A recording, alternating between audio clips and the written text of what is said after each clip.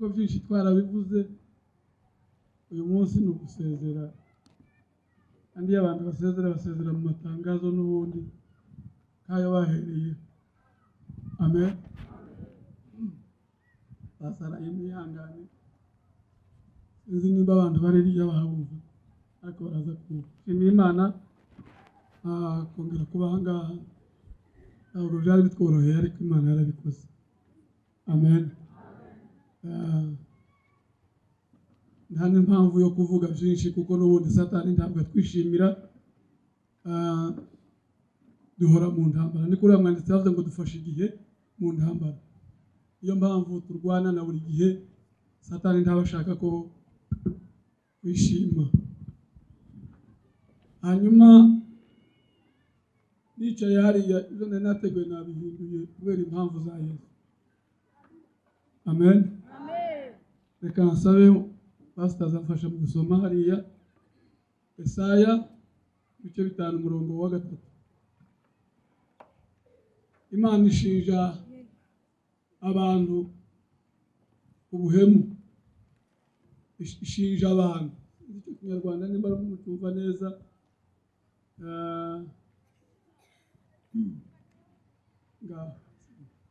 Yesaya igice cya 5 umurongo wa 3 Yemwe mwabaturage b'i Yerusalemu mwe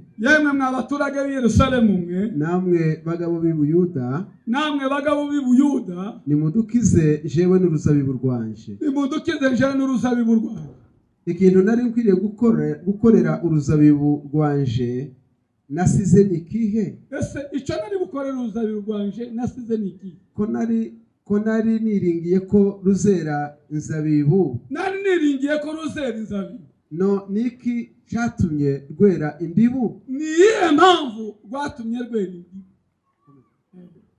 none rero reka mbabwire ibyo ngiye gukorera uru rutoki rwanje ngiye kubabwira ibyo ngiye kurukorera zasenya uruzitiro rwarwo maze rwonwe rwose hanyuma rwone rwose senye n'inkike yarwo runyukanyukwe aho ruhura n'ingorane wamugana kandi zarurimbura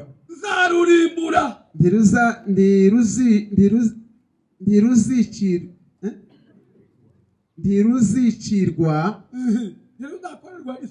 ntiruzahingirwa ahubwo ruzameramo imifatangwe n'amahwa kandi nzategeka ibicu bye kurugushyamo imvura ushaka kurekera aho ngaho urumva ko umuriro utaze asifiwe haleluya biteye ubwoba kandi uru ruzabibu n'abantu ni mwebwe haleluya ariko Imana yavuga ngo ifite urubanza ifite ikibazo kuri uru ruzabibu yari yararugiriye neza ntabwo atari yararugiriye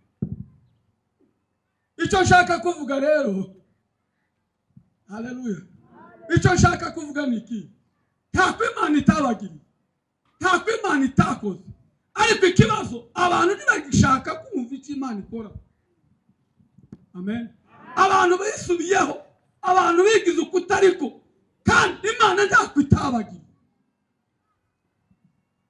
amen Imana ifite urubanza Imana irashaka ko uhindukira ukamenya iyo Mana neza ukava mu bintu wagiyemo ntabwo itakugiriye ariko kandi ugasubira inyuma haleluya yacunguje amaraso y'agaciro yakuye kure ariko ndanga icyo yakoreye sinshaka kubikora nk'uko yabishaka abantu ntibatinya ariko abantu yeme ntibatinya ariko nabayemo asifuza hari uko itakugirira iyo suku yose ufite hari icyo itakoze ariko ukanga ugasubira inyuma ugasubira mu bintu bidacitse ukanga Imana yakugiriye neza ariko murasa neza ibaza abantu bari ahangaha badafite ahantu bahinga ariko musago n'iki itakoze amen ariko umuntu akabivamo agasubira inyuma akagaya iyo Mana yamugiriye neza, yarangiza agafata ibidafatwa. Haleluya. Amen. Uvuze nabi. Amen. Wezi manisha. Haleluya. Hallelujah. Narabonye ibintu bibi cyane. Ariko wowe wabona abantu baterana gutya, abandi bagaterana bavanye n'ibirozi n'ibiki. Mwagushaka iki? Uvuze nabi. Asifiwe. Amen. Nanso ubwo nibwo butumwa. Umuntu w'umuzimu ufite ibitekerezo ukirwa agira ishari ry'undi muntu, yarangiza ngo azaja mu ijuru kubana nani?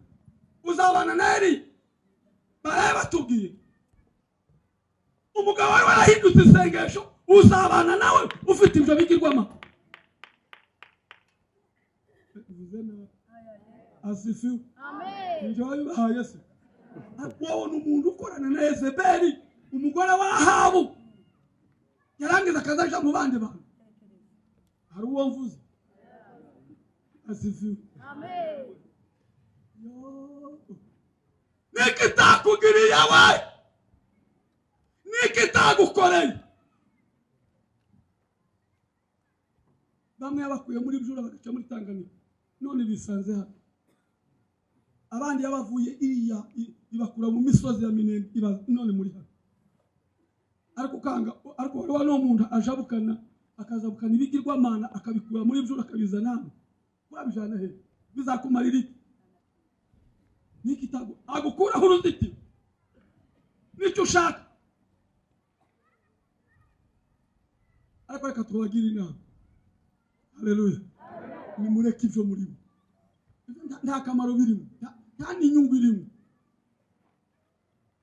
Muri byaza ngo nje ndi umukirisitu, nzahora ndiwe mu bihe byose ngeze kugupfa. Amen. Amen. Uko tuvuze na mpamvu ati nono ya hari uwo mvuze, ariko nukuri kw'Imana narayindangana. N'ubu twohumiriza kubasanga bari mwapfunyitse amasaka, abandi bafite mu mifuka y'ikoti ko murabija. Kandi ndagaza njangara ukuboko amavuga ngo mama ni wazaro, none hasigaye hari abagabo basafunwa abantu bakaminga, yarangira akaza kamiringa ku gihe. Abagore barago ugasanga abagore mushaka muza mwiheza amanota, none se mwabishigishijwe n'abandi si abagabo.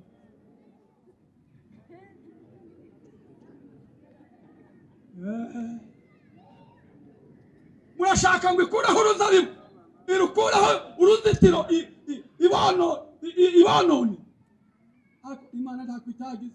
Ariko ugasanga abagabo b'iki gihe basigaye batwara. Ariko mwabagabo mwari sibyo muri mwakore kuko ndamumaka. Haleluya. Ishari ryamaze nugira ishari ukagira gusebanya, warangiza ukagira n'ibyo urumva ijoro uzazitahamwe. Mwabiretse akiri nta butumwa mfite bwo kubabwira ngo muzaje hanze. Ubu se ndi muri hanze. Asifiwe sana. Amen. Haleluya. Nirwa mbabwira ngo muzaje muri Amerika no muri Australia, muri hanze. Hano si iwawe. Amen. Amen. Kujayo ni amahirwe nasanzwe kimwe na bindi. Ni kuko naje noje ndi mu Rwanda. Asifiwe. Ariko reka mbabwire icyambere nagakiza. Kuko yatuje ni bwami mu ijuru. Niho mwarisanze ngo niho dutegereje umukiza wacu ko azava. Uzaja guhindura imibiri yo gucishwa bugufi, akazayishushanya n'umubiri w'ubwiza bwe. Aravuga ngo afite izo mbaraga zo kubasha kwiganurira byose. Undi muri ndavuga ngo abayoborwa n'umwuka nibo bana b'Imana. Abantu batakiyoborwa n'umwuka basigaye bayoborwa n'abazimu.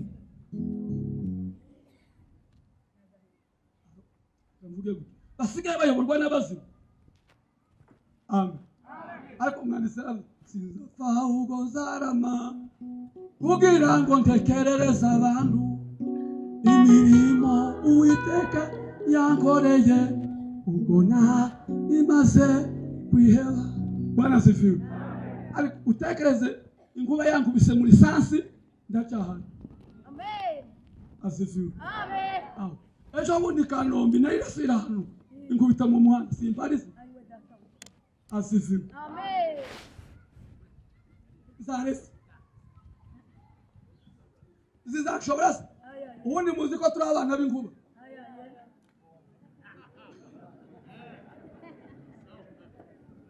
haleluya iki ni cyo gihe cyo kubabwiza ubutumwa bwiza budakoze isoni uramwana sabuza ngo n'imbaraga ziyashe uwizera wese gukiza uhereye ku muyuda ukageza ku mugiriki niki itakoze ariko abantu basanga barahangayitse muhangayikishijwe n'iki haleluya uko usanga barashaka ngo tubasengere ngo muje hanze ni ukuri muri hanze